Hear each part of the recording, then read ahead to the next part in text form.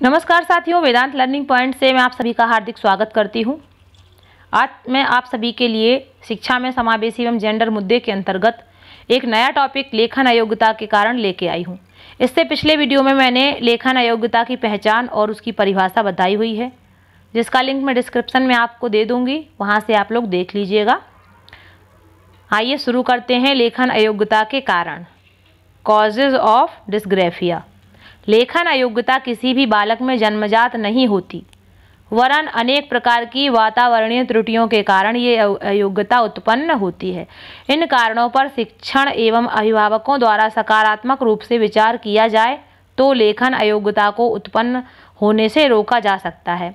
एक शिक्षक को लेखन अयोग्यता संबंधी कारणों के ज्ञान के बारे में पूर्ण जानकारी होनी चाहिए। लेखन अयोग्यता के प्रमुख कारणों को अग्रलिखित रूप से प्रदर्शित किया जा सकता है।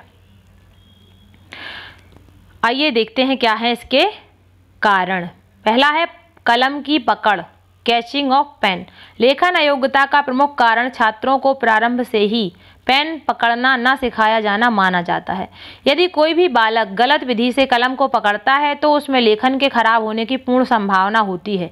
अतः कलम को एक निश्चित नियम के अंतर्गत ही छात्र को पकड़ना चाहिए, अन्यथा उसके लेखन में दोष उत्पन्न होने की प्रबल संभावना बनी रहती है। जब भी आप घर में हों, आपके अगर छोटे छोटे बच्चे हैं तो वो लिखना सीख रहे हैं तो पेन उनको या पेंसिल जो भी आप पकड़ाएं, ऐसे पकड़ाएं जैसे कि पकड़ा जाता है। धीरे धीरे उन्हें सिखाएं। कई बच्चे होते हैं कि मुट्ठी बना लेते हैं, मुट्ठी में दबा लेते हैं पेन को, उस तरीके से लिखा करते हैं। तो इस सब तरीके को जो है घर का ज़्यादा असर होता है। स्कूल में तो क्या है, बच्चे थोड़े देर के लिए जाते हैं, घर में तो सारे टाइम रहते हैं। तो माता पिता हैं उनको ध्यान इस चीज़ का ज़्यादा रखना चाहिए। इसके बाद है मेज पर सिर रखकर लिखना, writing with head down on the table. सामान्य रूप से विद्यालयों में पाया जाता है कि अनेक छात्र लिखते समय अपने सिर को मेज पर रखकर तथा उत्तर पुस्तिका को उसके समांतर रखकर लेखन कार्य करते हैं। इस प्रकार का लेखन कार्य दोषयुक्त माना जाता है। इस प्रकार के लेखन में सुलेख के गुण होने की संभावना समाप्त हो जाती है तथा लेखन कार्य पूर्णतः दोषयुक्त हो जाता है। इससे छात्र लेखन अयोग्यता से ग्रसित हो जाता है। अगला है कलम की मजबूत पकड़, टाइट कैचिंग ऑफ पेन। अनेक छात्रों को देखा जाता है कि वह कलम को इतने मजबूत ढंग से पकड़ लेते हैं कि उसको लेखन के अनुसार अर्थात शब्दों की बनावट के अनुसार हिलाने डुलाने में कठिनाई होती है। इसके परिणाम स्वरूप अक्षर अपने उचित आकार में नहीं बन पाते तथा छात्रों का लेखन खराब हो जाता है। इससे छात्रों में लेखन अयोग्यता का दोष उत्पन्न हो जाता है और कभी कभी तो इतना कस के पकड़ लेते हैं कि पेज भी फट जाता है।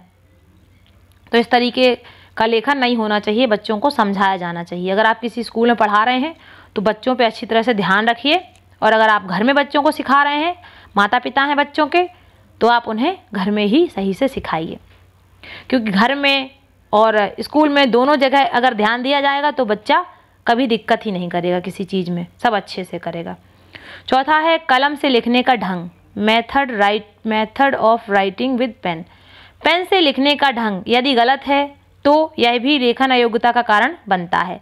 सामान्य रूप से पेन को लिखते समय 45 डिग्री से 60 डिग्री तक कोण पर सुविधानुसार लिखना चाहिए।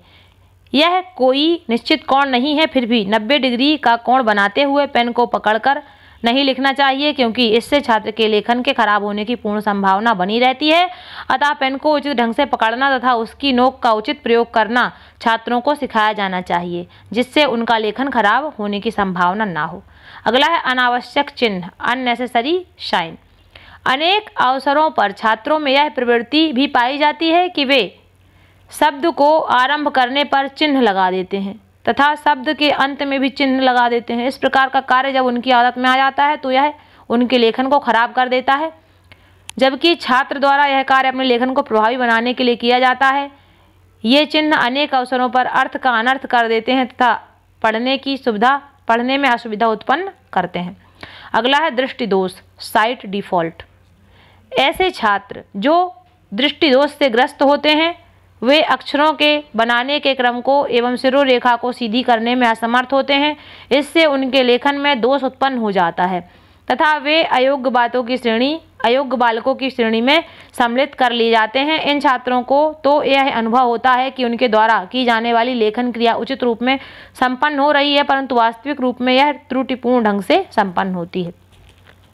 7वां है श्यामपट्ट लेखन प्रक्रिया, ब्लैक बोर्ड राइटिंग प्रोसेस। श्यामपट्ट लेखन प्रक्रिया के कारण भी छात्रों में लेखन अयोग्यता विकसित होती है। जैसे जब छात्र श्यामपट्ट पर से किसी विषय वस्तु की नकल करते हैं या किताब से नकल करते हैं तो उनका संपूर्ण ध्यान किताब या श्यामपट्ट की ओर चला जाता है तथा उत्तर पुस्तिका पर बनाए जाने वाले अक्षर व शब्दों का क्रम पूर्णतः परिवर्तित हो जाता है।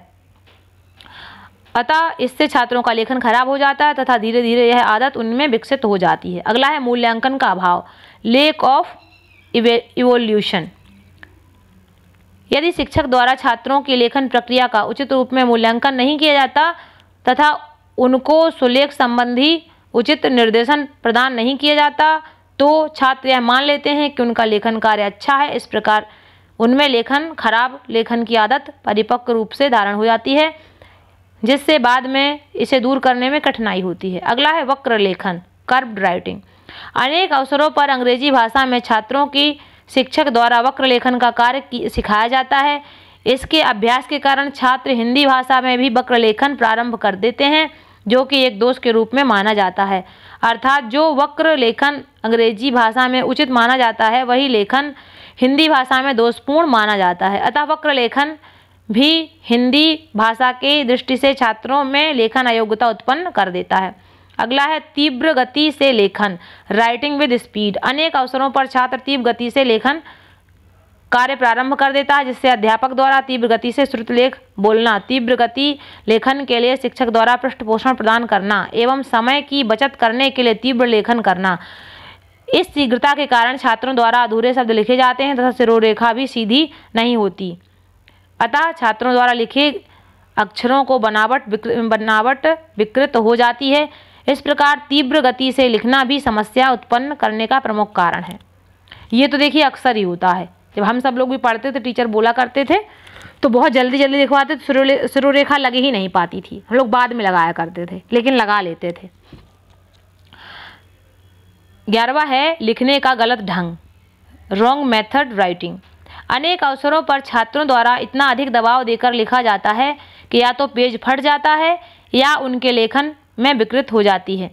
इसी कारण से छात्रों में लेखन अयोग्यता विकसित हो जाती है, क्योंकि इसको इसी प्रकार से लिखने की आदत पड़ जाती है। अतः कलम के अनुचित दबाव के कारण भी लेखन अयोग्यता उत्पन्न होती है। ये तो मैं आपको पहले बता चुकी हूँ, कितनी जोर से पकड़ लेते हैं कि गड़ा गड़ा के लिखते हैं कि पेज ही फट जाया करता है। अगला है ध्यान का अभाव, लेक ऑफ अटेंशन। अनेक अवसरों पर छात्रों का ध्यान या मन किसी अन्य कार्य में होता है या वे किसी अन्य साथी से बात कर रहे होते हैं। ऐसी स्थितियों में किया गया लेखन कार्य सुलेख की श्रेणी में नहीं आता। इन स्थितियों में किए गए लेखन कार्य में अक्षरों की बनावट, शब्दगत दूरी एवं शिरोरेखा आदि पर कुप्रभाव पड़ता है और लेखन कार्य दोषयुक्त हो जाता है। अगला है लेखन स्थिति, राइटिंग सिचुएशन। लेखन कार्य का दोषयुक्त होना किसी एक कारण का परिणाम नहीं होता। यदि छात्र अशांत वातावरण में तथा अनुपयुक्त स्थिति में लेखन कार्य करता है तथा उसको उचित निर्देशन नहीं मिलता है तो उसका लेखन दोषयुक्त हो जाता है। खराब मनोस्थिति के कारण भी छात्र अपने लेखन को खराब कर लेता है, क्योंकि उसका संपूर्ण ध्यान लेखन व्यवस्था पर केंद्रित नहीं हो पाता। तो ये सारे कारण हैं लेखन अयोग्यता के। इनको आप 1-2 बार अच्छे से सुन लीजिएगा, हो सके तो नोट्स बना लीजिएगा। नोट्स बनाइए ऐसे कि ऊपर केवल परिभाषा लिखिएगा, उसके बाद इसकी क्या कहते हैं कारण डाल के हेडिंग लिखिए और हेडिंग में थोड़ा थोड़ा 1-1, 2-2, 3-3 लाइन का मैटर लिखिए, बस इतना। ये जो पूरा करवाती हूँ ये इसलिए करवाती हूँ ताकि आप अच्छे से पढ़ें, आपको अच्छे से जानकारी हो जाए, केवल इसलिए। लिखने में आप शॉर्ट अपने मन से कर सकते हैं जितना आपको ठीक लगे। तो देखने के लिए आप सभी का धन्यवाद। आपको अच्छा लगा हो तो लाइक ज़रूर करिए, शेयर कीजिए, सब्सक्राइब करिए। आप सभी का फिर से धन्यवाद। आप सभी का दिन शुभ हो। लेखन अयोग्यता के उपचार में अगले वीडियो में आपको बताऊंगी।